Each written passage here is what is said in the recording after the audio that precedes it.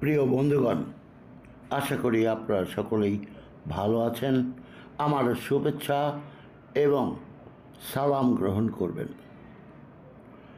কামালের বিবিধ চ্যানেল থেকে আপনাদের আজ শুক্রবার সকাল 11টায় স্বাগত জানাচ্ছি। শ্রদ্ধেয় নিমাই ভট্টাচার্য লিখিত মেম সাহেব উপন্যাসটির এই তৃতীয় পঠনে। ইতিপূর্বে প্রথম পাঠ এবং দ্বিতীয় পাঠ হয়ে গেছে। এই দুটি পাঠ আপনারা অবশ্যই পেয়ে যাবেন আমার ডেসক্রিপশন বক্সের সাজেস্টেড ভিডিওতে। উপন্যাসটির ধারাবাহিকতা বজায় রাখতে আপনারা প্রথম পাঠ এবং দ্বিতীয় পাঠটি শুনে নেবেন। এবং প্রথম পাঠেই রয়েছে শ্রদ্ধেয় এই লেখক নিমাই ভট্টাচার্য সম্পর্কে কিছুটা বর্ণনা, সেটিও আপনারা জেনে নিতে পারেন। আমি সে বিষয়সমূহে এখন আর যাচ্ছি না। অত্যন্ত বড় এই উপন্যাস, কাজেই আজকে নিমাই ভট্টাচার্যের মেম সাহেব উপন্যাসের তৃতীয় পাঠ শুরু করতে যাচ্ছি। গত সংখ্যার কথা মনে আছে নিশ্চয়ই। দোলা বৌদিকে চিঠি লিখতে লিখতে রাত হয়ে গিয়েছিল, সে কারণে বলেছিল তুমি আমাকে ক্ষমা করো, এবং সেখানেই শেষ হয়েছিল পাঠ দ্বিতীয়। এবারে শুরু হচ্ছে তৃতীয় পাঠ। দোলা বৌদি, সময় থাকলে চিঠিগুলো হয়তোবা আরও দীর্ঘ হতো। তাছাড়া চিঠি লিখতে বসেও কলম থেমে যায় মাঝে মধ্যেই।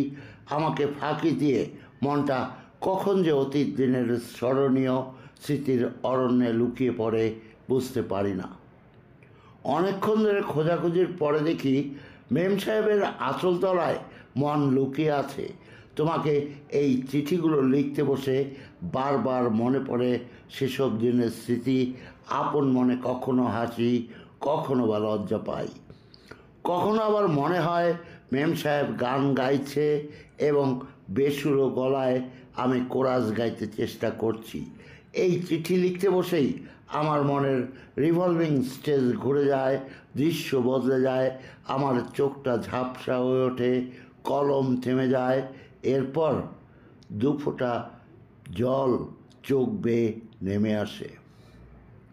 দোলা বৌদি, তোমাকে চিঠি লিখতে বসে এমনি করে প্রতি পদক্ষেপে নিজেকে হারিয়ে ফেলি, নিজেকে নিজেই হারিয়ে ফেলি, কিন্তু তবুও অনেক কষ্টে ফিরে যাই। হ্যাঁ দোলা বৌদি, অতীতে ফিরে যাই, পুনরায় ফিরে আসি, আবার তোমাকে চিঠি লিখতে বসি। আগে থেকে তোমাকে দুঃখ দেওয়ার ইচ্ছে আমার নেই। যথাসময়ে তুমি আমার চোখের জলের ইতিহাস জানবে। তবে জেনে রেখো, অত সোজা হয়ে দাঁড়াবার ক্ষমতাটুকু এখন আর আমার নেই। হাঁটবার সাহস নেই, কোনো মতে যেন হামাগুড়ি দিয়ে এগিয়ে চলছি।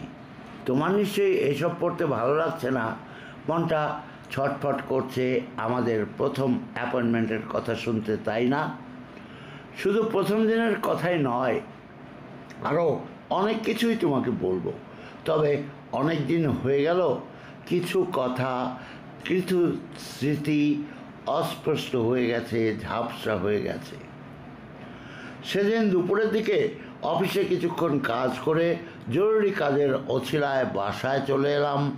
ভালো করে সাবান দিয়ে স্নান করলাম, ধোপাবাড়ির কাচানো ধুতি পাঞ্জাবি পরলাম, বোধ করি মুখে একটু পাউডারও বুলিয়েছিলাম। তারপর মা কালীর ফটোয় বার কয়েক প্রণাম করে বেরিয়ে পড়লাম। দেরি হয়ে যাওয়ার ভয়ে আগেভাগেই বেরিয়ে পড়লাম। 5:30টার মধ্যেই এসপ্ল্যানেডে পৌঁছে গেলাম। অফিস ছুটির সময় অনেক পরিচিত মানুষের সঙ্গে দেখা হয়ে যাওয়ার সম্ভাবনা, তাই চৌরঙ্গি ছেড়ে রক্সি সিনেমার পাশ দিয়ে ঘুরে ফিরে নিউ মার্কেটে চলে এলাম। মার্কেটের সামনের কিছু স্টলের সামনে অনেক মিনিট ঘোরাঘুরি করে এলাম লিন্ডসে স্ট্রিটের মোড়ে। দেরি করতে হলো না, মেম সাহেবও প্রায় সঙ্গে সঙ্গেই এলো। এক ঝলক দেখে নিলাম, চমৎকার লাগছে। বড় পবিত্র মনে হলো মেম সাহেবকে। খুব সাধারণ সাজগোজ করে এসেছিল। ওই বিরাট গোছাভরা চুলগুলোকে দিয়ে নিছকই একটা সাধারণ খোপা বেঁধেছিল, মুখে কোনো প্রসাধনের ছোঁয়া ছিল না, পরনে সাদা খোলের একটা মাঝারি ধরনের তাঁতের শাড়ি, হাতে একটা লক্ষ্ণৌ চিকনের ব্লাউজ, ডান হাতে একটা কঙ্কন, বাম হাতে স্টেনলেস স্টিলের ব্যান্ড দিয়ে বাঁধা একটা ঘড়ি, হাতে দু একটা খাতা বই আর ছোট্ট একটা পার্স। প্রথমে কে কথা বলেছিল আজ আর তা মনে নেই, ঠিক কী কথা হয়েছিল তাও মনে নেই, তবে মনে আছে আমি জিজ্ঞেস করেছিলাম, চা খাবেন? মেম সাহেব বলেছিল, না, চা আর খাবো না, তার চাইতে চলুন একটু বসা যাক। রাস্তা পার হয়ে ময়দানের দিকে এলাম, তারপর কিছুক্ষণ ময়দানের এক কোণায় বসলাম দুজনে, বেশ কিছুক্ষণ চুপচাপ থাকলাম দুজনেই। মাঝে মাঝে একবার ওর দিকে তাকিয়েছি আর তৃপ্তিতে মনটা একদম ভরে গেছে।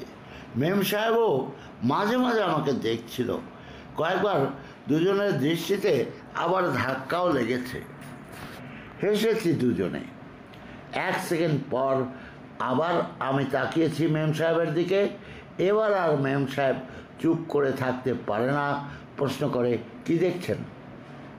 প্রথমে আমি উত্তর দিতে পারিনি, লজ্জা করেছে, দ্বিধা এসেছে। মেম সাহেব একটু পরে আবার প্রশ্ন করে, কি হলো, উত্তর দিলেন না যে, কি দেখছেন? বললাম, সবসময় কি সব প্রশ্নের উত্তর দেওয়া যায় না, দেবার ক্ষমতা থাকে? তো আমার প্রশ্নটা কি আমি আপনাকে খুব কঠিন করেছি? বললাম, কদিন বাদে হয়তো এই প্রশ্ন আর কঠিন থাকবে না, তবে আজ বড় বেশি কঠিন মনে হচ্ছে। দুজনের দৃষ্টি চারপাশে ঘুরে যায়। আমি আবার চুরি করে মেম সাহেবকে দেখে নেই, ধরা পড়লাম না, কিন্তু শেষ রক্ষা করতেও পারলাম না, ধরা পড়ে গেলেন। একটু হাসতে হাসতে মেম সাহেব আবারও জানতে চায়, অমন করে কি দেখছেন? আমি কয়েকবার আজে বাজে অপ্রয়োজনীয় কথা বলে ওর প্রশ্নটা এড়িয়ে যেতে চেষ্টা করলাম, কিন্তু আমি পারলাম না। আমি বললাম, আপনি জানেন না আমি কি দেখছি? বলল, না। সত্যি জানেন না? মেম সাহেব আবার হাসে, বলে, প্রথম দিনেই কীভাবে বুঝলেন আমি মিথ্যে কথা বলি? বললাম, না, তা ঠিক নয়। মেম সাহেব এবার দাবি জানালো, তবে বেরুন, কি দেখছেন? আমি আর দেরি করি না, মেম সাহেবকে দেখতে দেখতেই বললাম, আপনার চোখ দুটি বড় সুন্দর। ঠোঁটটা কামড়াতে কামড়াতে মুখটা ঘুরিয়ে নেয় মেম সাহেব, একটা নিচু গলায় বলল, ঘোড়ার ডিম সুন্দর। আবার কয়েক মুহূর্ত দুজনেই চুপচাপ থাকি। তারপর মেম সাহেব আবার বলে, আমি কালো কুৎসিত বলে আমাকে নিয়ে ঠান্ডা করছেন? জানো দোলা বৌদি, কোনো কারণ ছিল না, কিন্তু তবুও দুজনে মুচকি হাসতে হাসতে বেশ কিছুক্ষণ তর্ক করলাম। প্রথম প্রথম প্রেমে পড়লে এমন অকারণ অনেক কিছু করতে হয়, তাই না? তবে শেষে আমি বলেছিলাম, সত্যি আপনার চোখ দুটো ভারী সুন্দর। পরে বিদায় নেবার আগে বলেছিলাম, প্রথম পরিচয়ের দিনই আপনার সৌন্দর্য নিয়ে আলোচনা করে যদি কোনো অন্যায় করে থাকি তাহলে আমাকে মাফ করবেন। তুমি তো মেম সাহেবকে দেখেছো, সত্যি করে বলো তো দোলা বৌদি, ওর চোখ দুটো সুন্দর ছিল কি না? অত টানা, কালো, ঘন, গভীর, বুদ্ধিদীপ্ত চোখ আমি তো জীবনে আর কোথাও দেখিনি। ওই চোখ দুটো আমাকে চুম্বকের মতো টেনে নিয়েছিল। সেদিন দানাপুর প্যাসেঞ্জার কামরায় মেম সাহেবের প্রথম দেখা পাবার সঙ্গে সঙ্গে আমি বেশ উপলব্ধি করেছিলাম আমার নিঃসঙ্গ জীবনের শেষ হতে চলেছে। ময়দানে মেম সাহেবের পাশে বসে আমার সে উপলব্ধি আরও দৃঢ় হলো। বেশ বুঝতে পারলাম জীবন দেবতা আমাকে জনারণ্যের মধ্যে হারিয়ে যেতে দেবেন না। নিঃশব্দে নিভৃতে তিনি আমার কাছে মেম সাহেবকে পাঠিয়েছেন আমার জীবনযুদ্ধের সেনাপতি রূপে। আমার নতুন সেনাপতিও বোধহয় বুঝতে পেরেছিল যে বিধাতা পুরুষ শুধু একটু হাসি, একটু গান, একটু সুখ, একটু আনন্দ, একটু ভালো লাগার জন্য তাকে আমার কাছে টেনে আনেননি। 2-4 দিন আরও দেখাশোনা হবার পর একদিন সন্ধ্যায় পার্ক সার্কাসের ময়দানের এক কোনায় বসে মেম সাহেবকে আমার জীবন কাহিনী শোনালাম। সব কিছু শুনে মেম সাহেব কি বলল জানো?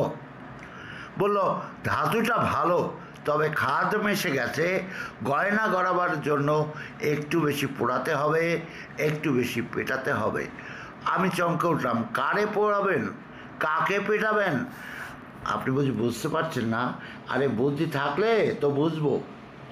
এবার একটু জোর গলায় হেসে সে আমাকে বলল, আপনাকে। আমি অবাক হয়ে বলি, সে কি কথা? প্রায় তোতলামি করতে করতেই জিজ্ঞেস করলাম, আপনি আমাকে পোড়াবেন, পেটাবেন?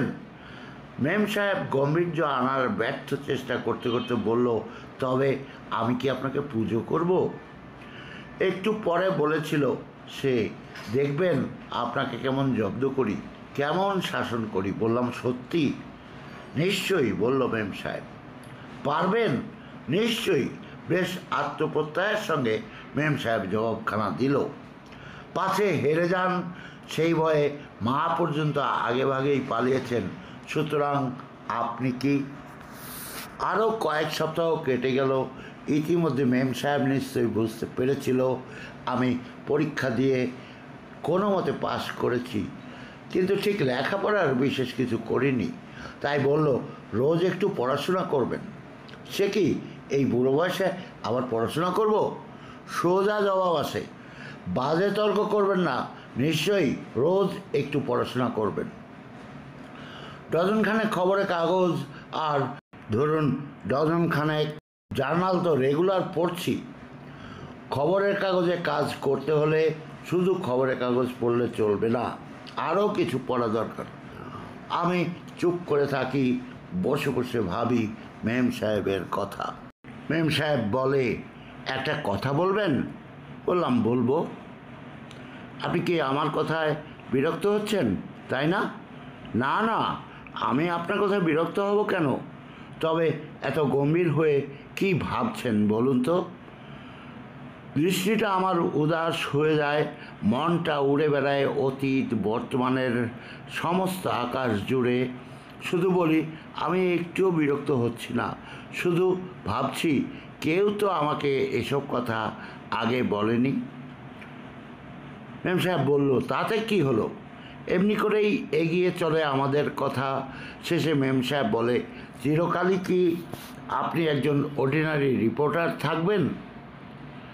বলি, মাত্র 125 টাকা মাইনের সেই রিপোর্টার হবার সুযোগই আজ পর্যন্ত পেলাম না, সুতরাং কল্পনা করে আর কত দূর যাব বলুন? স্পষ্ট জানিয়ে দেয় মেম সাহেব, ওসব কথা বাদ দিন, অতীত আর বর্তমান নিয়ে তো জীবন নয়, ভবিষ্যতে জীবন। বললাম, অতীত আর বর্তমানের ক্ষয় রোগে ভুগে ভুগে মেরুদণ্ডটাই আমার ভেঙে গেছে, তাই ভবিষ্যতে সোজা হয়ে দাঁড়াতে পারবো বলে ভরসা পাই না। কথাটা ঠিক হলো না? মেম সাহেব বলল, অতীত বর্তমান হচ্ছে ক্যানভাস আর ব্যাকগ্রাউন্ড মাত্র, ছবিটা এখনও আঁকা বাকি। যাই হোক, শেষে মেম সাহেব বলল, অতীত বর্তমান নিয়ে অত মাথা ঘামাবেন না, ভবিষ্যতের জন্য নিজেকে তৈরি করুন, ক্লাসিক্স পড়ুন, ভালো ভালো লিটারেচার পড়ুন। সাধারণত ছেলেমেয়েরা ছাত্র জীবনে পড়াশোনা করে, প্রথম কথা আমাকে গাইড করার মতো কেউ ছিল না, দ্বিতীয়ত ছাত্র জীবনে সে সুযোগ বা অবসর কোনোটাই পাইনি। পরীক্ষায় পাশ করার জন্য কিছু ইংরেজি বাংলা সাহিত্য পড়তে বাধ্য হয়েছি, তাছাড়া বঙ্কিমচন্দ্র, রবীন্দ্রনাথ, শরৎচন্দ্র ইত্যাদি কোনো না কোনো কারণে বা উপলক্ষে পড়েছি। কদাচিৎ কখনো কোনো দুর্ঘটনার জন্য জনসন বা টি.এস. এলিয়ট হয়তো পড়েছি, কিন্তু ঠিক পড়াশোনা বলতে যা বোঝায় তা আমি করতে পারিনি। মেম সাহেবের পাল্লায় পড়ে এবার আমি সত্যি সত্যি একটু পড়াশোনা শুরু করে দিলাম। কোনো দিন নিজের বাড়ি থেকে, আবার কোনো দিন ইউনিভার্সিটির লাইব্রেরি থেকে মেম সাহেব আমার জন্য বই নিয়ে আসা শুরু করে দিল। আমিও ধীরে ধীরে পড়াশোনা শুরু করলাম। ইংরাজি আর বাংলা দুই পড়লাম। বিদ্যাসাগর, হেমচন্দ্র, নবীনচন্দ্র, মাইকেল আবারও পড়লাম, রমেশচন্দ্র, শিবনাথ শাস্ত্রী ইত্যাদিও বাদ পড়লেন না। তারপর মোহিতলাল থেকে জীবনানন্দ মেম সাহেবের প্রেসক্রিপশন এসে পড়ল। এদিকে ডরোথি পার্কার পড়লাম রবার্ট ফ্রস্ট, টি.এস. এলিয়ট, এডরা পাউন্ডের কবিতা। আমার মন ছটফট করে ওঠে। মেম সাহেবকে বললাম, ওগো মেম সাহেব, এবার তোমার পাঠশালা বন্ধ করো। মেম সাহেব কী বললো জানো? বলল, বাজে বকো না, কিছু লেখাপড়া না করে জার্নালিজম করছো, তোমার লজ্জা করে না? লজ্জা? আমি হেসে ফেললাম। জার্নালিস্টদের আবার লজ্জা? তুমি আমাকে হাসালে মেম সাহেব। মেম সাহেবের দাবার খেয়ে Huxley, Henry Green, Hemingway, Lawrence Durrell, Annie Potter, Mary ম্যাকার্থির এক গাদা বই পড়লাম। এরপরে একদিন আমাকে গীতবিতান প্রেজেন্ট করলো। আমি অবাক হয়ে গেলাম। ভাবলাম, মেম সাহেব কি এবার আমাকে গানের স্কুলে ভর্তি করিয়ে দেবে? জিজ্ঞেস করলাম, তো তানপুরা পাবো না? মেম সাহেব রেগে গেল, বলল, আমার মুন্ডুটা পাবে। পরে বলেছিল, যখন হাতে কাজ থাকবে না চুপচাপ গীতবিতানের পাতা উল্টিয়ে যেও, খুব ভালো লাগবে। দেখবে তুমি অনেক কিছু ভাবতে পারছো, দেখবে কল্পনা করতে পারছো। ইতিমধ্যে এমএ পাশ করে মেম সাহেব একটা গার্লস কলেজে অস্থায়ীভাবে অধ্যাপনা শুরু করে দিয়েছে। ইতিমধ্যে আরও অনেক কিছুই হয়ে গেছে। মেম সাহেব উপলব্ধি করলো আমার অন্তরের শূন্যতা, জীবনের ব্যর্থতা, ভবিষ্যতের আশঙ্কা। উপলব্ধি করলো আমার জীবনযজ্ঞে তার অনন্য প্রয়োজনীয়তা। আমি নিজেই একদিন বললাম, জানো মেম সাহেব, প্রথমে শুধু বাঁচতে চেয়েছিলাম, পরে এক দুর্বল মুহূর্তে স্বপ্ন দেখলাম আমি এগিয়ে চলছি। 10 জনের মধ্যে একজন হওয়ার স্বপ্ন দেখলাম। সেই স্বপ্নের ঘোরে বেশ কিছুকাল কেটে গেল। যখন সম্বিত ফিরে পেলাম, তখন নিজের দুরবস্থা দেখে নিজেই চমকে গেলাম, ঘাবড়ে গেলাম, হতাশ হলাম। একটু থামলাম, তারপর বলি, সমস্ত আশাকাঙ্ক্ষা, স্বপ্ন, সাধনা বিসর্জন দিয়ে নিজেকে তুলে দিলাম অদৃষ্টের হাতে। কিন্তু তোমাকে দেখলাম, তোমাকে দেখে আমার সব হিসাব নিকাশ ওলটপালট হয়ে গেল। মুহূর্তের মধ্যে আবার সমস্ত স্বপ্ন উড়ে এসে জড়ো হলো মনের আকাশে। মেম সাহেবের হাতটা চেপে ধরে বললাম, ভগবানের নামে শপথ করে বলছি মেম সাহেব, তোমাকে দেখেই যেন মনে হলো তুমি তো আমারই। এই অন্ধকূপ থেকে আমাকে মুক্তি দেবার জন্য যেন ভগবানই তোমাকে পাঠিয়েছেন। আমার মতো মেম সাহেব কিন্তু কোনো দিনই বেশি কথা বলতো না, শুধু বলল, হয়তোবা তাই, তা না হলে তোমার সাথে অমন অপ্রত্যাশিতভাবে পরের দিনই আবার দেখা হবে কেন? অদৃশ্যের ইঙ্গিত, নিয়তির নির্দেশ মেম সাহেবও বোধহয় বুঝতে পেরেছিল। আমি অনেক কথা বলার পরই দুহাত তুলে মেম সাহেবের কাছে আত্মসমর্পণ করেছিলাম। মেম সাহেবের অনুষ্ঠান অত্যন্ত সংক্ষিপ্ত ছিল। প্রতিদিনের মতো সেদিন বেলা 1টা-2টার সময় অফিসে গিয়েছিলাম। টেলিপ্রিন্টারে কয়েকটা লোকাল কপি দেখতে দেখতেই টেলিফোনটা বেজে উঠল। রিসিভার তুলে অভ্যাস মতো বললাম, রিপোর্টার্স। কখন অফিসে এলে? বললাম, এই তো একটু আগে। একটা কথা বলবো? বলো। শুনবে? নিশ্চয়ই, বললাম আমি। চলো না একটু বেরিয়ে আসে, আমি একটু অবাক হয়ে জানতে চাই এখন। মেম সাহেব বলল, হ্যাঁ। কী ব্যাপার বলো তো? বলো না, যাবে কি না? চিফ রিপোর্টার বা নিউজ এডিটর তখনও অফিসে আসেননি। কি করব ভাবছিলাম। মেম সাহেব টেলিফোন ধরে রইল। আমি ডায়েরিতে দেখে নিলাম 2টো প্রেস কনফারেন্স ছাড়া আর কিছুই নেই। একটা 4টার সময়, দ্বিতীয়টা সন্ধ্যা 7টায়। মেম সাহেবকে জিজ্ঞেস করলাম, আচ্ছা সন্ধ্যা 7টার মধ্যে ফিরতে পারবো? বলল, 7টা বোধ হয় না। তো কখন ফিরবো? 8টা, 8:30টার মধ্যে নিশ্চয়ই ফিরব। চিফ রিপোর্টারকে একটা স্লিপ লিখে বেরিয়ে গেলাম। একটা জরুরি নিউজের লোভে বেরিয়ে যাচ্ছি, রাতে ফিরে টেলিফোন ডিউটি দেব। অফিস থেকে বেরিয়ে পড়লাম, স্প্লানেডের মোড়ে দুজনে মিট করে সোজা চলে গেলাম দক্ষিণেশ্বর। মন্দিরের দরজা বন্ধ ছিল, তাই এদিক ওদিক ঘুরে পঞ্চবটি ছাড়িয়ে আরও খানিকটা দক্ষিণে গঙ্গার ধারে একটা গাছের ছায়া বসলাম আমরা দুজনে। মেম সাহেব বলল, চোখ দুটো বন্ধ করো। বললাম, কেন? মেম সাহেব কৃত্রিম রেগে বলল, সবসময় কেন কেন করো কেন? বলছি চোখ বন্ধ করো, করবে পুরোটা নাকি অর্ধেকটা বন্ধ করব? মেম সাহেব এবার কড়া হুকুম দিল, তুমি বড্ড তর্ক করো, আইসে ক্লোজ ইউর আইস। সত্যি সত্যি চোখ বন্ধ করে ফেললাম। মুহূর্তের মধ্যে অনুভব করলাম মেম সাহেব আমার দুটি পায়ে হাত দিয়ে প্রণাম করছে। চমকে দিয়ে চোখ খুলে প্রশ্ন করলাম, এ কী ব্যাপার? দেখি মেম সাহেবের মুখে অনির্বাণ আনন্দের বন্যা, দুটি চোখে পরম তৃপ্তির দীপশিখা। দুটি হাত দিয়ে মেম সাহেবের মুখটা তুলে ধরে আবারও প্রশ্ন করলাম, হঠাৎ প্রণাম করলে কেন মেম সাহেব? কোনো উত্তর দিল না মেম সাহেব। আত্মসমর্পণের ভাষায় চাইল আমার দিকে। আমি ওর দিকে চেয়ে রইলাম অনেকক্ষণ। তারপর আবারও জানতে চাইলাম, বলো না প্রণাম করলে কেন?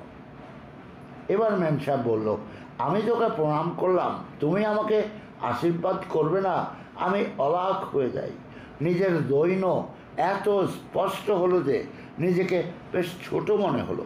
মেম সাহেব প্রণাম করার পরে তৈফিয়ত তলব না করে আমার আশীর্বাদ করাই প্রথম কাজ ছিল। যাই হোক, তাড়াতাড়ি মেম সাহেবকে কাছে টেনে নিলাম। কৈফিয়ত আর তলব করলাম না। দু হাত দিয়ে ওর মুখখানা তুলে বললাম, ভগবান যেন তোমাকে অনেক সুখী করেন। মেম সাহেব হঠাৎ মাথাটা ছাড়িয়ে নিয়ে দু হাত দিয়ে আমাকে চেপে ধরে বলল, ভগবান কি করবেন তা ভগবানই জানে, কিন্তু তুমি কি আমাকে সুখী করবে? কি মনে হয় তোমার?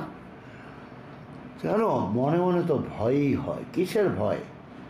কানে কানে ফিস ফিস করে মেম সাহেব বলল, হাজার হোক খবরের কাগজের রিপোর্টার, কবে কখন কোথায় হয়তো কোনো সুন্দরী এসে তোমাকে ঝড়ের বেগে উড়িয়ে নিয়ে যাবে। বললাম, তাই নাকি? তবে আবার কি, পুরুষদের বিশ্বাস নেই জানো মেম সাহেব? তোমাকে নিয়েও আমার অনেক ভয়। আমার বাহুবন্ধন থেকে নিজেকে মুক্ত করে নিয়ে আঙুল দিয়ে নিজেকে দেখিয়ে মেম সাহেব অবাক করে বলল, আমাকে নিয়ে তোমার ভয়? জি মেম সাহেব। বাজে বকো না। বাজে না মেম সাহেব। জীবনে সুপ্রতিষ্ঠিত কোনো মানুষের আমন্ত্রণ এলে 50 টাকার এই রিপোর্টারকে নিশ্চয়ই তোমার ভুলে যেতে কষ্ট হবে না। দপ করে জ্বলে উঠল মেম সাহেব। সব সময় তুমি নিজেকে 50 টাকার রিপোর্টার 50 টাকার রিপোর্টার বলবে না তো? সারা জীবনে কি তুমি 50 টাকার রিপোর্টার থাকবে? কি বলছো, থাকবো না? না না না। তাহলে কি হব? কি আবার হবে? জীবনে মানুষ হবে, বড় হবে, মাথা উঁচু করে দাঁড়াবে। কি বলছো মেম সাহেব, পারবো? 100 বার পারবে। তাছাড়া আমি আছি না। মেম সাহেবের আমাকে একটু কাছে টেনে নেয়, একটু আদর করে, মাথার চুলগুলি নিয়ে নাড়াচাড়া করে, তারপর বলে, তুমি ভাবো কেন হেরে গেছো? বলে, কি করব বলো মেম সাহেব? আকুল সমুদ্রে জাহাজ ভেসে বেড়ায়, কিন্তু লাইট হাউসের ওই ছোট্ট একটা আলোর ইঙ্গিত না পেলে তো সে বন্দরে ভিড়াতে পারে না তার জাহাজ। আমি তো এসেছি, আর ভয় কি? কিন্তু কথা দিতে পারো, আমাকে বন্দরে ছেড়ে তুমি কোথাও তোমার জাহাজ নিয়ে অন্য বন্দরে বন্দরে ঘুরে বেড়াবে না। আচ্ছা দোলা বৌদি, বলো তো, সব মেয়ের মনে কি ওই একই ভয়, একই সন্দেহ? কেন বলতে পারো? পৃথিবীর ইতিহাস কি শুধু পুরুষদের বিশ্বাসঘাতকতা ভরা কাহিনী? যাই হোক, মেম সাহেবের কথা আমার বেশ ভালো লাগতো। অন্তত এই ভেবে আমি তৃপ্তি পেতাম যে সে আমাকে সম্পূর্ণভাবেই কামনা করে। সেদিন কথায় কথায় সন্ধ্যা নেমে এলো। মন্দিরের মঙ্গলদ্বীপের আলোয় প্রতিবিম্ব পড়ল গঙ্গায়। স্রোতস্বিনী গঙ্গা সে আলো ভাসিয়ে নিয়ে গেল দূর দূরান্তরে, শহরে, নগরে, জনপদে, আর অসংখ্য মানুষের মনের অন্ধকার গহন অরণ্যে। মেম সাহেব শেষকালে প্রশ্ন করল, কই, তুমি তো জানতে চাইলে না তোমাকে আজ এখানে নিয়ে এলাম কেন? তুমি তো জানতে চাইলে না তোমাকে প্রণাম করে আশীর্বাদ চাইলাম কেন? কী ব্যাপার, কোনো বিশেষ কারণ আছে নাকি? আমি অবাক হয়ে ওর দিকে তাকালাম। তবে কি, এই বলে মেম সাহেব ব্যাগ থেকে একটা কাগজ বের করে আমাকে পড়তে দিল। পড়ে দেখি হাওড়া গার্লস কলেজের অ্যাপয়েন্টমেন্ট লেটার। মেম সাহেবের দুটি হাত ধরে বললাম, কংগ্রেচুলেশন মেম সাহেব, এই তো অয়মারম্ভ। আনন্দে ঐশ্বর্যে ভগবান নিশ্চয়ই তোমাকে একদিন ভরিয়ে তুলবে। একটু থেমেই আবার প্রশ্ন করি, আচ্ছা মাসে মাসে 250 টাকা দিয়ে তুমি কি করবে মেম সাহেব? কেন, আমরা দুজনে মিলে ওড়াতে পারবো না? দুজনেই হেসে উঠি। মেম সাহেব অধ্যাপনা করা শুরু করার গর্বে আমার বুকটা ভরে উঠল। কদিন পর অফিস থেকে 25টা টাকা অ্যাডভান্স নিলাম। চিত্তরঞ্জন অ্যাভিনিউর সেলস এম্পেরিয়াম থেকে 18 টাকা দিয়ে একটা তাঁতের শাড়ি কিনলাম। বিকেলবেলায় মেম সাহেবকে প্যাকেটটা দিয়ে বললাম, এই শাড়িটা পরে কালকে কলেজে যেও। পরদিন ওই শাড়িটা পরে কলেজে গিয়েছিল, কিন্তু তারপর আর পরতো না। একদিন জিজ্ঞেস করলাম, আচ্ছা শাড়িটাও কি তোমার অতটা পছন্দ হয়নি? খুব পছন্দ হয়েছে, সেই জন্য বুঝি পরতে লজ্জা করো? কানে কানে বলল, না গো না, ওটা তোমার প্রথম প্রেজেন্টেশন, যখন তখন পরে নষ্ট করবো নাকি? প্রথম মাসে মাইনে পাওয়ার পর মেম সাহেব আমাকে কি দিয়েছিল জানো? একটা গরজের পাঞ্জাবি আর চমৎকার তাঁতের ধুতি। ধুতিটা কেনার সময় ভারী মজা হয়েছিল। মেম সাহেব জিজ্ঞেস করলো, জরিপার নেবে নাকি প্লেন পাড়ি নেব? দোকানদার আর কেউ কথা শুনতে পারে না, তাই কানে কানে বললাম, যদি টোপরটাও কিনে দাও তাহলে জরিপার ধুতিই কেনো, আর যদি এখন টোপর না কিনতে চাও তবে প্লেন পাড়ি পরবো। অসভ্য কোথাকার। ধুতি কিনে দোকান থেকে বেরোতে বেরোতে মেম সাহেব বলল, তুমি কিন্তু ভারী অসভ্য, কী আশ্চর্য, তোমার সাথে একটু ফ্র্যাঙ্কলিও কথা বলতে পারবো না? মেম সাহেব বললো, এই বুঝি তোমার ফ্র্যাঙ্কলি কথা বলার ধরন? সেই সব দিনের কথা আজ তোমাকে লিখতে বসে আমি নিজেই অবাক হয়ে যাচ্ছি। কি কারণেও কেমন করে আমরা দুজন এত দ্রুততালে এগিয়ে চলেছিলাম যে আমি জানি না। কোনো যুক্তিতর্ক দিয়ে এসব বোঝানো সম্ভব নয়। মানুষের মন লজিকের প্রফেসর বা বিচারকের পরামর্শ বা উপদেশ মেনে চলে না। মুক্ত বিহঙ্গের মতো সে আপন গতিতে উড়ে বেড়ায়, ঘুরে বেড়ায়। মানুষের মন যদি বিচার বিবেচনা করে চলতে জানতো, তবে শুধু আমার বা মেম সাহেবের কাহিনী নয়, পৃথিবীর ইতিহাসটাও অন্যরকম একটা কাহিনী হয়ে যেত। মাতৃগর্ভ থেকে ভূমিষ্ঠ হওয়ার পর থেকেই মানুষ একজনকে অবলম্বন করে বড় হয়, ভবিষ্যতের পথে এগিয়ে চলে। একটি মুখের হাসি, দুটি চোখের জলের জন্য মানুষ কত কী করে। আমি বড় হয়েছি, ভবিষ্যতের দিকে এগিয়ে গেছি নিতান্তই প্রকৃতির নিয়মে। মায়ের মুখের হাসি বা প্রিয়জনের চোখের জলের কোনো ভূমিকা ছিল না আমার জীবনে। তাই তো আমি মেম সাহেবকে সমস্ত মন প্রাণ সত্তা দিয়ে চেয়েছিলাম। এই চাওয়াটুকুর মধ্যে একটুও ফাঁকি ছিল না। তাই তো মেম সাহেবও পাওয়ার জন্য কোনো ফাঁকি দিতে পারেনি। স্কুল, কলেজ, ইউনিভার্সিটির 22টি বসন্ত অতিক্রম করে মেম সাহেবের জীবনে নিশ্চয়ই কিছু কিছু মাছি বা মৌমাছি ভ্রমণ করেছে চারপাশে। হয়তোবা কারোর গুঞ্জন মনে একটু রং লাগিয়েছে, কিন্তু ঠিক আমার মতো কেউ সমস্ত জীবনের দাবি নিয়ে এগিয়ে আসতে পারেনি। তাই তো মেম সাহেবের জীবনের সব বাঁধন খুলে গিয়েছিল, সংযম আর সংস্কার ভেসে গিয়েছিল। আমার মতো মেম সাহেবের জীবনেও অনেক অনেক পরিবর্তন এলো। আমার পছন্দ অপছন্দ মতামত ছাড়া কোনোদিনই আর কিছুই করতে পারতো না।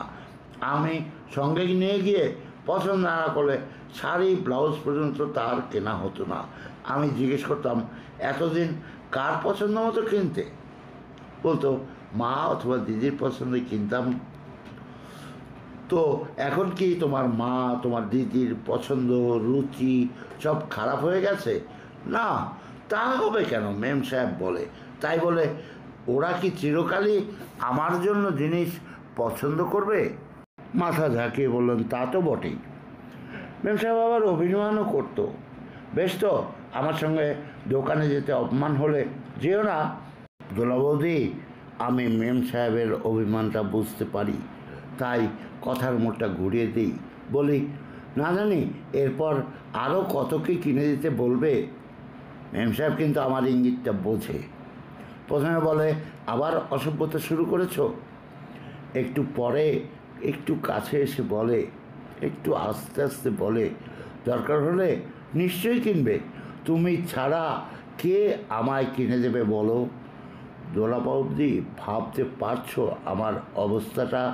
নিত্য কর্মপদ্ধতির বাইরে এক ধাপ নিভিতে চলতে গেলেই মেম সাহেব আমার কাছে আবেদনপত্র নিয়ে হাজির হতো। জানো, রোববার কলেজের একদল প্রফেসর শান্তিনিকেতনে যাচ্ছে, আমাকেও ভীষণ ধরেছে।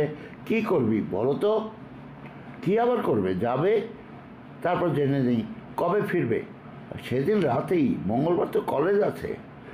কোনোদিন আবার দেখা হবার সঙ্গে সঙ্গেই বলতো, দেখো কালকে ভ্রমরের জন্মদিন, কি দেবো বলো তো?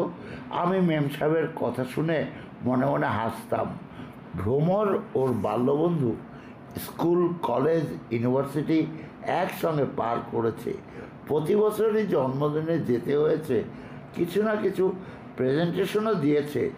আজ এই সামান্য ব্যাপারটা এত বড় একটা সমস্যা হয়ে দেখা দিল যে মেম সাহেব নিজের বুদ্ধি দিয়ে কোনো কুল কিনারাই করতে পারছে না। ডাক পড়ল আমার উপর। মেম সাহেবের নির্ভরতার খবর আমাদের আশেপাশে সবাই জানতো। মেম সাহেবের মেজদি একদিন সিনেমার টিকিট কেটেছে, কিন্তু তবুও ছোটো বোনের সাথে মজা করার জন্য জিজ্ঞেস করলো, হারে তুই একটু তোর রিপোর্টারকে জিজ্ঞেস করে দেখ তো, তুই রবিবার ম্যাটিনিতে সিনেমা যেতে পারবি কি না? মেম সাহেব দৌড়ে গিয়ে মেজদির মুখটা চেপে ধরে বলল, দিদি ভালো হচ্ছে না কিন্তু। মুচকে হাসি লুকাবার ব্যর্থ চেষ্টা করতে করতে বলতো মেজদি, আচ্ছা ঠিক আছে, আমি রিপোর্টারকে না হয় ফোন করে জেনে নেব। মেম সাহেব হুঙ্কার দিত, মা মেজদি কী করছে দেখো। কোনোদিন আবার মেজদি মেম সাহেবকে বলতো, আরে রিপোর্টারকে একবার ফোন করবি? কেন? জিজ্ঞেস কর, তুই আজকে বাসায় মাছের ঝোল খাবি নাকি ঝাল খাবি? মেম সাহেব মেজদিকে ধরতে যেত আর মেজদি দৌড়ে পালিয়ে যেত। বৌদি, অনেক রাত হয়ে গেছে। কত রাত জানো? রাত 2:45 বাজে। তবুও হয়তো আর কিছুটা লিখবো। চারপাশে সব বাড়ির সবাই সারাদিন কাজকর্ম করে কত নিশ্চিন্তে কত শান্তিতে এখন ঘুমাচ্ছে, আর আমি। তোমার একটা শের শোনাই, মখমুর দেহলভির শের। বাংলায় বলি, জীবনে যে ভালোবাসা পায় সে আর কিছু পায় না, যে জীবনে আর সব কিছু পায় সে ভালোবাসা পায় না। তোমাদের জীবনে নয়, কিন্তু আমার জীবনে কথাটা বর্ণে বর্ণে মিলে গেছে। ইতিহাসের সে এক প্রাগৈতিহাসিক অধ্যায়ে কক্ষচ্যুত গ্রহের আকারে পৃথিবী মহাশূন্যে ঘুরপাক খাচ্ছিল উদ্দেশ্যহীন হয়ে।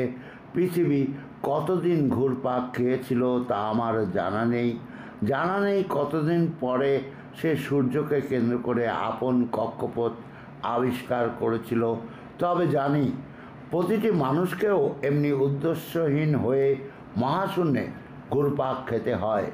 সময় কম বেশি হতে পারে, কিন্তু কালের এই নির্মম রসিকতার হাত থেকে কেউ মুক্তি পায় না।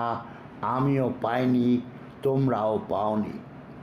মেম সাহেবকে পাওয়ার পর আমার সে অকারণ ঘুরপাক খাওয়া বন্ধ হয়ে গেল। ঠিকানাহীন চলার শেষ হলো, আপন কক্ষপথ দেখতে পেলাম, দীর্ঘ নিঃশ্বাস পড়া বন্ধ হলো, দুনিয়াটাকে, জীবনটাকে অত্যন্ত ভালো লাগলো।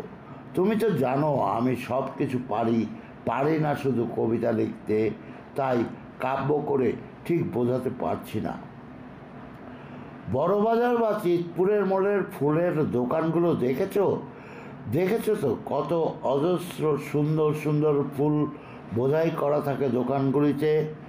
ওই ভিড়ের মধ্যে এক একটি ফুলের সৌন্দর্য, বৈশিষ্ট্য যেন খুঁজে পাওয়া যায় না।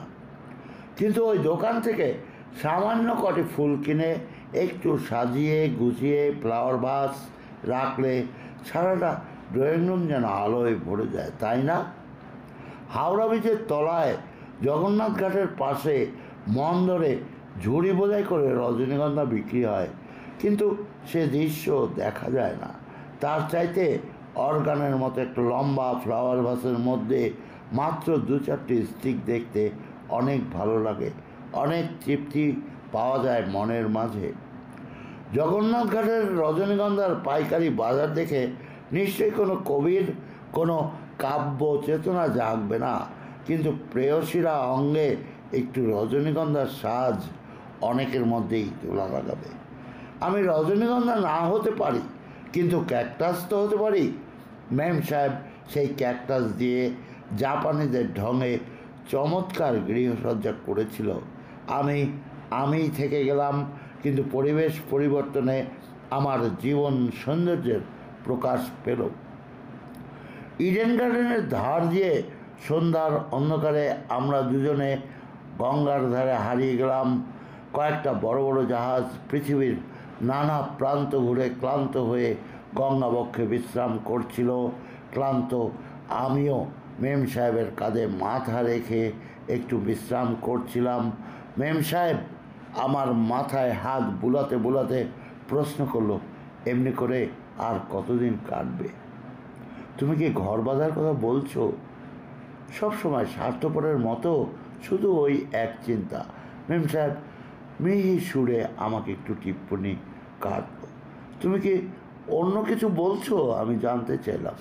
এবার মেম সাহেবের পালা। তুমি কি নিজের জীবন সম্পর্কে একটিও ভাববে না? শুধু মেম সাহেবকে ভালোবাসলেই কি জীবনের সব কিছু মিটবে? নিজের কথা ভাবতে ভাবতে কিছু হদিশ না পেয়েই তো তোমার ঘাটে এই ডিঙ্গি ভিড়িয়েছি, এখন তো তোমার দায়িত্ব। তাই বুঝি? মেম সাহেব বলল। আজ্ঞা হ্যাঁ ম্যাডাম। অন্ধকারটা একটু গাঢ় হলো, আমরা আরও একটু নিবিড় হলাম। ঠিক সেই মুহূর্তে কোথা থেকে একটা চিনে বাদামওয়ালা হাজির হলো আমাদের পাশে। লজ্জায় একটু সংকোচ বোধ করলাম দুজনেই। বাদাম চিবোবার কোনো ইচ্ছা না থাকলেও ওর উপস্থিতিটা অসহ্য মনে হচ্ছিল, তাই তাড়াতাড়ি করে 2 প্যাকেট বাদাম কিনলাম। আমি আবার একটু নিবিড় হলাম। মেম সাহেব একটা গান শোনাবো? এখানে নয় তো তোমার কলেজের কমন রুমে বসে আমি তোমাকে গান শোনাবো নাকি? নির্বিকার হয়ে মেম সাহেব বলল, যখন আমরা কলকাতার বাইরে যাব তখন তোমাকে অনেক গান শোনাবো। সেদিন আমি মেম সাহেবের এই কথার কোনো গুরুত্ব দেইনি। ভেবেছিলাম এড়িয়ে যাওয়ার জন্য সে ওই সমস্ত কথা বলছে। সপ্তাহখানেক পরের কথা। দুজনে সন্ধ্যার পর বেলভেডিয়ারের ধার দিয়ে ঘুরে বেড়াচ্ছি। মেম সাহেব হঠাৎ আমাকে প্রশ্ন করলো, আচ্ছা বেড়াতে যাবে? বললাম কোথায়? বলল কলকাতার বাইরে। কার সঙ্গে আমি বেড়াতে যাব? মেম সাহেব বলল, কেন আমার সঙ্গে? আমি চমকে উঠলাম, মুখ ফসকে বেরিয়ে গেল, সত্যি? বলল সত্যি। আমি আর ধৈর্য ধরতে পারি না, সঙ্গে সঙ্গে জানতে চাইলাম, আজই যাবে? তুমি কি কোনোদিন সিরিয়াস হবে না? বললাম, তুমি কি চাও আমি তোমার সঙ্গে ডিয়ারনেস অ্যালাউন্স বা বাড়ি ভাড়া নিয়ে আলোচনা করি? এটি চাও? মেম সাহেব হাসে। দুজনে হাত ধরে হাঁটতে হাঁটতে আরও এগিয়ে যাই। সেদিন সন্ধ্যাতেই প্ল্যান হয়ে গেল। মেম সাহেব কলেজ থেকে 3-4 দল ছাত্রী আর অধ্যাপিকা 3-4 দিকে যাবে এডুকেশনাল ট্যুরে। মেম সাহেবের যাবার কথা ঠিক থাকবে, কিন্তু শেষ পর্যন্ত যাবে না। বাড়িতে জানবে মেম সাহেব কলেজের ছাত্রী আর সহকর্মীদের সাথে বাইরে গেছে, কিন্তু আসলে মেম সাহেব শুধু তার ইলাদিকে একটু টিপে দেবে। ইলাদি আবার মেজদির ক্লাসের ফ্রেন্ড, কাজেই ভবিষ্যতের জন্য একটু সতর্ক থাকাই ভালো। কবে, কখন, কোথায় আমরা গিয়েছিলাম সে কথা খুলে না বলাই ভালো।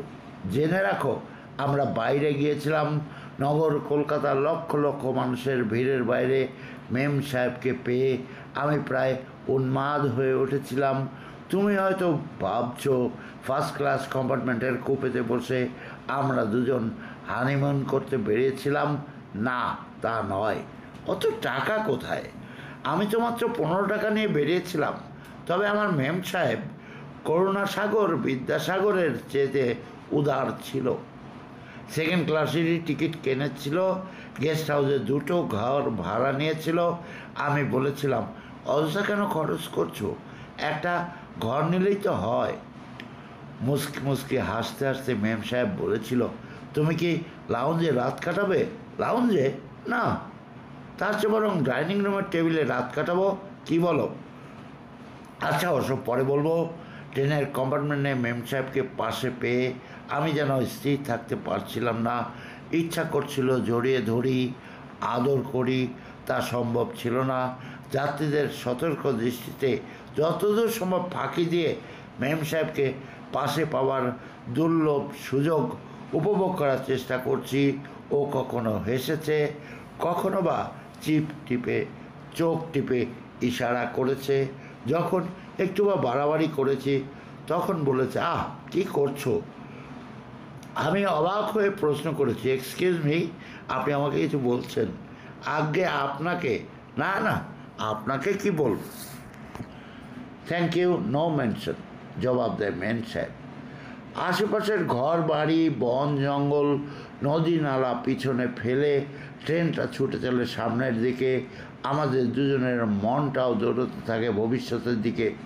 কত শত অসংখ্য স্বপ্ন উকি দেয় মনের মাঝে, কত আশা, কত আকাঙ্ক্ষা রূপ নিতে চায় ভবিষ্যতের সেই সব স্বপ্নকে ঘিরে। নতুন কোনো স্বপ্ন, নতুন কোনো আশা আমার মনে আসেনি। চিরকাল মানুষ যা স্বপ্ন দেখেছে, যা আশা করেছে, আমি তার থেকে একটুও বেশি ভাবিনি। ভেবেছিলাম একদিন অনিশ্চয়তা নিশ্চয়ই শেষ হবে। মেম সাহেব কল্যাণী রূপে আমার ঘরে আসবে, আলো জ্বলে উঠবে আমার অন্ধকার ঘরে। দোলা বৌদি, তুমি হয়তো ভাবছো তারপর উপভোগ, নিশ্চয়ই, সম্ভোগ, নিশ্চয়ই। তবে ওই সম্ভোগের মধ্যেই দ্বৈত জীবনের যবনিকা টানবো না। দুজনে হাত ধরে এগিয়ে যাব, অনেক অনেক এগিয়ে যাব। 10 দিনের কল্যাণের মধ্য দিয়ে নিজেদের কল্যাণ করব। 10 জনের আশীর্বাদ কুড়িয়ে আমরা ধন্য হব। ময়নার মতো সুর করে মেম সাহেব ডাক দিল, শোনো। আমিও ডাক শুনেছিলাম, উত্তর দিলাম না। কেন? ওর ওই শোনো ডাকটা আমার বড্ড ভালো লাগতো, বড্ড মিষ্টি লাগতো। আমি মুখ ঘুরিয়ে অন্যদিকে চাইলাম, আবার সেই ময়নার ডাক কানে এলো, শোনো। তুমি আমায় ডাকছো? হ্যাঁ। মেম সাহেব কে যেন ভাবে, দৃষ্টিটা যেন একটু ভেসে বেড়ায় ভবিষ্যতের মহাকাশে। আমি ওকে ফিরিয়ে নিয়ে এসে আমার কাছে ডাক দিই, মেম সাহেব। মেম সাহেব সংক্ষিপ্ত সাড়া দেয়, বলো। তুমি কি আমাকে কিছু বলবে? মেম সাহেব এবার ফিরে তাকায় আমার দিকে, ঘন গভীর মিষ্টি দৃষ্টি দিয়ে দেখে আমাকে। তারপর 2-4 মিনিট যেন কেটে যায়, শুধু দুজনকেই দেখি। একটা সত্যি কথা বলবে? মেম সাহেব অবশেষে প্রশ্ন করে। সাথে সাথেই জবাব দেই, হ্যাঁ বলবো, বলো। আবার মুহূর্তের জন্য মেম সাহেব যেন চুপ করে, দৃষ্টিটা একটু সরিয়ে দিয়ে জানতে চাইল, একদিন যখন আমরা দুজনে এক হব, সংসার করব, তখন তুমি আমাকে আজকের মতোই ভালোবাসবে?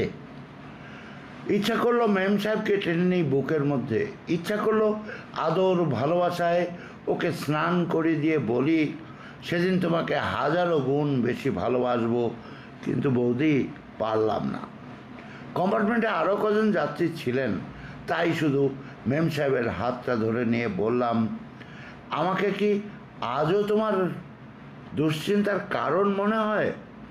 মেম সাহেব তাড়াতাড়ি দুহাত দিয়ে আমার হাতটা চেপে ধরে বলে, না না, আমি জানি তুমি আমাকে অনেক অনেক বেশি ভালোবাসবে, আমি জানি তুমি আমাকে সুখী করবে। বললাম, সত্যি? বলল, হ্যাঁ সত্যি। জনাবৌদি, সে কদিনের কাহিনী আমার জীবনের অবিস্মরণীয় স্মৃতি। সে স্মৃতি শুধুই অনুভবের জন্য, লেখার জন্য নয়। তাছাড়া অনেকটা দিন চলে গেছে, প্রতিটি দিনের প্রতিটি মুহূর্তের ইতিহাস আমার মনে নেই। মনে আছে, হঠাৎ ঘুমটা ভেঙে গেল, কিসের যেন আওয়াজ ভেসে এলো কানে। প্রথমে ঠিক বুঝতে পারিনি, পরে বুঝলাম মেম সাহেব দরজায় নক করে ডাকছে, শোনো। সেই ময়না পাখির ডাক, শোনো। আমি শুনি কিন্তু জবাব দেইনি। আমার অনেক বেশ ভালো লাগে ওই ডাকটা, কেমন যেন আদর, ভালোবাসা, আবেদন, নিবেদন, দাবি ইত্যাদি ইত্যাদির ককটেল থাকতো ওই ডাকে। তাই তো আমি ভণ্ডামি করে ঘুমের ভান করে শুয়ে থাকি। বেশ বুঝতে পারছি ঘুমোবার সময় একলাই ঘুমিয়েছে, কিন্তু এখন আর পারছে না। এবার একটু ছুটে আসতে চাইছে আমার কাছে, হয়তো একটু আদর করতে চায়, হয়তোবা একটু আদর পেতে চায়, হয়তোবা আমার পাশে শুয়ে আমার হৃদয়ের একটু নিবিড় উষ্ণতা উপভোগ করতে চায়, হয়তোবা আবারও দরজায় আওয়াজ, সঙ্গে সঙ্গে, শোনো, এই শুনছো? আমি চিৎকার করে বলি, কে? আমি, দরজা খোলো। বেশ জড়িয়ে জড়িয়ে উত্তর দিলাম, খুলছি। একটু পরে গায়ে চাদরটা জড়িয়ে চোখ দুটো প্রায় বন্ধ করা অবস্থায় দরজা খুলে দিলাম। চোখ দুটো বন্ধ করা অবস্থাতেই আবার এসে ঝপাত করে খাটের উপর শুয়ে পড়লাম। মেম সাহেব দরজাটার পর্দা বেশ ভালো করে টেনে দিয়ে আমার দিকে এগিয়ে আসতে বলল, আরে বাপরে বাপ, কী ঘুমাতে পারো যে তুমি। আমি ঘুমের ভান করে শুয়ে থাকায় কোনো উত্তর দিলাম না। দেখলাম মেম সাহেব আস্তে আস্তে আমার কাছে এগিয়ে এলো। আমার চোখ দুটো বন্ধ ছিল, কিন্তু ওর নিঃশ্বাস পড়া দেখে বেশ বুঝতে পারছিলাম সে কত নিবিড় হয়ে আমাকে দেখছিল। মুখে কপালে হাত দিয়ে আদর করতে করতে জিজ্ঞেস করলো, তুমি কি ঘুমোচ্ছ? আমি তবু নিরুত্তর রইলাম। সজোরে একটা দীর্ঘ নিঃশ্বাস ছেড়ে পাশ ফিরে শুলাম। মেম সাহেব আমার পাশে বসে বসে অনেকক্ষণ আমাকে আদর করলো। আমি আবার দীর্ঘ নিঃশ্বাস ছেড়ে পাশ ফিরে ডান দিকে হাত দিয়ে মেম সাহেবকে জড়িয়ে ধরলাম। একটু অস্পষ্টভাবে ডাক দিলাম, মেম সাহেব। কানে কানে সে বলল, এই তো আমি এখানে। আমি আর কোনো কথা বলি না। মেম সাহেব বলে, শুনছো, তুমি কি কিছু বলবে? আমি তবু কোনো জবাব দেই না। এমনি করে আরও কিছুক্ষণ কেটে যায়। তারপর মেম সাহেব একটু অভিমানের স্বরে বলে, তুমি কি জাগবে না, উঠবে না? আমি চোখ দুটো খুলে স্বাভাবিকভাবে বলি, জাগবো কিন্তু উঠবো না। মেম সাহেব আমার গালে একটা চর মেরে বলে, অসভ্য কোথাকার, জেগে থেকেও কথার উত্তর দিচ্ছিলে না? আমি শুধু বলি, আমি জেগে আছি জানলে কি অমন করে তুমি আমাকে আদর করতে? মেম সাহেব বলে, আবার অসভ্যতা? আমি আস্তে আস্তে মেম সাহেবকে ডেকে আনি, বুকের মধ্যে টেনে নিই, একটু আদর করি, একটুখানি ভালোবাসি। মেম সাহেবকে একটু দেখে নিই। আদর ভালোবাসায় ওর চোখ দুটো যেন আরও উজ্জ্বল হয়, গাল দুটো যেন আরও ফুলে ওঠে, ঠোঁট দুটো যেন আরও কথা বলে। তারপর বলতে পারো দোলা বৌদি, তারপর কি হলো? দুষ্টুমি? হ্যাঁ, একটু করেছিলাম, বেশি নয়। শুধু ওর দুটি ঠোঁটের ভাষা ইঙ্গিত জেনেছিলাম, আর কিছু নয়। মেম সাহেব মুখে কিছু বলেনি, চোখ বুজে মুখ টিপে টিপে হাসছিল। এরপর মেম সাহেব আমাকে জিজ্ঞেস করলো, গান শুনবে? আমি বললাম না।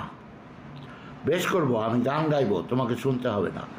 মেম সাহেব ঘুরে বসলো, কনুয়ে ভর দিয়ে হাতের উপর মুখটা রেখে প্রায় আমার মুখের উপর যেন হুমড়ি খেয়ে পড়লো। তারপর খুব আস্তে আস্তে গাইলো। মন যে কেমন করে মনে মনে তা মনই জানে। এমনি করেই শুরু হতো আমাদের সকাল। স্নানটা সেরে 9টার মধ্যে ডাইনিং হলে গিয়ে মেম সাহেব ব্রেকফাস্ট খেয়ে আসতো, কিন্তু আমি তখনও উঠতাম না। ডাইনিং হল থেকে ফিরে এসে মেম সাহেব আমাকে একটা দাবড়া দিত, ছি, তুমি এখনও ওঠোনি? একবার কাছে এসো, তাহলে উঠবো। একটু দূরে দাঁড়িয়ে মেম সাহেব বলে, না, আমি আর কাছে আসবো না। কেন? কাছে গেলেই তুমি। মেম সাহেব আমাকে আর কিছু বলে না। আমি জিজ্ঞেস করি, তুমি কি আবার? কাছে গেলেই তো দুষ্টমি শুরু করবে। তাতে কি হলো? ওই টানা টানা ভুরু দুটো উপরে উঠিয়ে ও বলে, কি হলো? তোমার ওই দাড়ির খোঁচা খেয়ে আমার সারাটা মুখ এখনও জ্বলে যাচ্ছে। আমি তিরিং করে এক লাফে বিছানা ছেড়ে উঠে পড়ে মেম সাহেবকে 2 হাত দিয়ে জড়িয়ে ধরি, বলি, জ্বলে যাচ্ছে? তবে কি? মেম সাহেব বলে। আমি বলি, বিষ দিয়ে বিষক্ষয় করে দিচ্ছি। আবার অসভ্যতা। আমি বাথরুম থেকে বেরোতেই মেম সাহেব আমার ব্রেকফাস্ট নিয়ে আসে। আমি বলি, কী আশ্চর্য, একটা বেয়ারাকে বললে পারতে না? আগে বেয়ারারা আপনার চাকর নয়, 9টার পর থেকে ওরা ব্রেকফাস্ট সার্ভ করে না। তাই বলে তুমি? যারা দেখলো তারা কি ভাবলো বলো তো? ট্রেটা নামিয়ে রেখে টোস্টে মাখন মাখাতে বলল, ভাবলো আমার কপালে একটা অপদার্থ জুটেছে। বলো দোলাবদি, এ সমস্ত কথার কী জবাব দেবো? আমি জবাব দিতাম না, চুপটি করে ব্রেকফাস্ট খেয়ে নিতাম। তারপর বারান্দায় দুটো সোফায় বসে আমরা গল্প করতাম কিছুক্ষণের মধ্যে একটু ঘুরে ফিরেও আসতাম। দুপুরবেলা লাঞ্চ খাওয়ার পর মেম সাহেব জিজ্ঞেস করতো, এখন একটু ঘুমো? কেন, আজকে রাত জাগতে হবে নাকি? আবার সেই গালে একটা চড়, আবার সেই মন্তব্য, অসভ্য কোথাকার। আমরা দুপুরে ঘুমাতাম না, শুয়ে থাকতাম। আমার হাতটা ভুল করে একটু অবাধ্যতা করলে মেম সাহেব বলতো, দয়া করে তোমার হাতটাকে একটু সংযত করো। কেন? আমি কি না বলিয়া পরের দ্রব্যে হাত দিয়াছি? পরের দ্রব্য না হইলেও আমি এখনও আপনার দ্রব্য হই নাই বলিয়া আপনি হাত দেবেন না। আমি চট করে উঠে পড়ে গায়ে জামাটা চাপিয়ে বেরোতে যাই। মেম সাহেব বলে, কোথায় যাচ্ছ? বাজারে। মেম সাহেব বলে, কেন? বলি, মালা কিনতে আর টোপর কিনতে। মেম সাহেব হাসতে হাসতে আমাকে জড়িয়ে ধরে বলে, তাই বলে এই দুপুরে যেও না। ও আমাকে টেনে এনে বিছানায় শুয়ে দেয়। আমার পাশে কাত হয়ে শুয়ে বলে, এখনই যদি আমার জন্য এত পাগলামি করো তবে ভবিষ্যতে কি করবে? বলি, দেখো মেম সাহেব, রেশনের হিসাব মতো চাল গম বিক্রি করা চলতে পারে, কিন্তু ভালোবাসায় এই সমস্ত চলতে পারে না। মেম সাহেব আমার দিকে তাকিয়ে থাকে, ওর চোখ দুটো উজ্জ্বল হয়, মুচকি হাসে। জানো দোলাবৌদি, সমাজ সংসার থেকে কটি দিনের জন্য আমরা দূরে চলে গিয়েছিলাম। ইচ্ছে করলে মুক্ত বিহঙ্গের মতো সম্ভোগের মহাকাশে আমরা উড়ে বেড়াতে পারতাম, কিন্তু তা করিনি। মেম সাহেবকে অত কাছে পেয়ে, নিবিড় করে পেয়ে, স্বাধীনভাবে পেয়ে মাঝে মধ্যে আমার চিত্তচাঞ্চল্য হয়েছিল বটে। শিরার মধ্য দিয়ে উত্তেজনার বন্যা বয়ে গেছে। ন্যায় অন্যায়ের সূক্ষ্ম বিচার বুদ্ধি কখনো কখনো হারিয়ে গেছে। তবুও শান্ত স্নিগ্ধ ভালোবাসার ছোঁয়ায় মেম সাহেব আমাকে সংযত করে রেখেছে। প্রথম কদিন ওকে কাছে পাওয়ার সময় ওর এই যে সংযত আচরণ আমাকে মুগ্ধ করেছিল। আমি হয়তো ওকে শ্রদ্ধা করতেও আরম্ভ করে দিয়েছিলাম। ভবিষ্যতের জন্য আমরা অনেক কিছু গচ্ছিত রাখলেও ওই কটি দিনের অনেক কিছু পেয়েছিলাম। দেহের ক্ষুধা মিটায়নি বটে, কিন্তু চোখের তৃষ্ণা, প্রাণের হাহাকার, মনের দৈন্য দূর হয়েছিল। আর দূর হয়েছিল চিত্তচাঞ্চল্য ও মানসিক অস্থিরতা। আমার চোখের সামনে একটা সুন্দর শান্ত ভবিষ্যৎ জীবনের ছবি ফুটে উঠেছিল। আর মেম সাহেব, আমার অনেক দুর্বলতার মধ্যেও মেম সাহেব আমার ভালোবাসার গভীরতা উপলব্ধি করেছিল। অন্ধের যষ্টির মতো আমার জীবনে তার অনন্য গুরুত্ব ও প্রয়োজনীয়তা নিশ্চয়ই বুঝতে পেরেছিল। সে একজন শিক্ষিতাই হোক, সুন্দরী হোক, গরিব হোক বা ধনী হোক, মেয়েদের জীবনে এর চাইতে বড় পাওয়া আর কী বা হতে পারে। তাই তো হাসি, খেলা, গান ও রাত্রি জাগরণের মধ্য দিয়ে আমরা ভবিষ্যতের রাস্তাটা ঠিক করে নিয়েছিলাম। দুজনে মিলে প্রতিজ্ঞা করেছিলাম শুধু কিছু হাসি আর খেলা দিয়ে এই জীবনটাকে নষ্ট করব না। কলকাতা ফেরার আগের দিন রাত্রিতে মেম সাহেব সেই আমার দেওয়া শাড়িটা পরেছিল। তারপর মাথায় কাপড় দিয়ে গলায় আঁচল জড়িয়ে আমাকে প্রণাম করেছিল। সেদিন আমার জীবন উৎসবের পরম মুহূর্তে কোনো পুরোহিত মন্ত্র পড়েনি, কোনো কুলবধী শাঁখ বাজায়নি, আত্মীয় বন্ধু সাক্ষী রেখে মালা বদল করিনি। তবুও আমরা দুজনে জেনেছিলাম আমাদের দুটি জীবনের গ্রন্থিতে অচ্ছেদ বন্ধন পড়ল। দোলা বৌদি, আজ আর লিখছি না, এখন অনেক রাত। আগামীকাল সকালে কাজ সারব, দুপুরে ঘুমিয়ে নেব, তারপর তোমাকে আবার লিখতে বসবো। আমাকে ক্ষমা করে দিও আপাতত। মাই ডিয়ার ফ্রেন্ডস, শেষ হয়ে গেল তৃতীয় পার্ট। এরপর চতুর্থ পার্ট নিয়ে আসব। কেমন হচ্ছে পার্টগুলো সেটি আপনারা জানাচ্ছেন না, তবে জানেন পড়তে পড়তে আমিও অনেক সময় সেই অতীতে হারিয়ে যাই। আগামী শুক্রবার আবার দেখা হবে সকাল 11টায়। যাদের ভালো লাগছে তারা তো অপেক্ষা করবেনই। আর কামালের বিবিধ চ্যানেলে যারা নতুন এলেন, অনুগ্রহপূর্বক আমার এই চ্যানেলটি সাবস্ক্রাইব করবেন এবং আমার সাথে থাকবেন। পূর্বের দুটি পার্টের লিঙ্ক ডেসক্রিপশন বক্সে রয়েছে, সেখান থেকে ক্লিক দিয়ে পড়ে নিতে পারেন, শুনে নিতে পারেন। আপাতত বিদায় নিচ্ছি। আমার চ্যানেলটি সাবস্ক্রাইব করুন, আমার চ্যানেলটির সাথে থাকুন। এরপরে আসবে চতুর্থ পার্ট আগামী শুক্রবার সকাল 11টায় পাবেন সেটি। আপনাদের এতক্ষণ সাথে রইলেন সে কারণে ধন্যবাদ।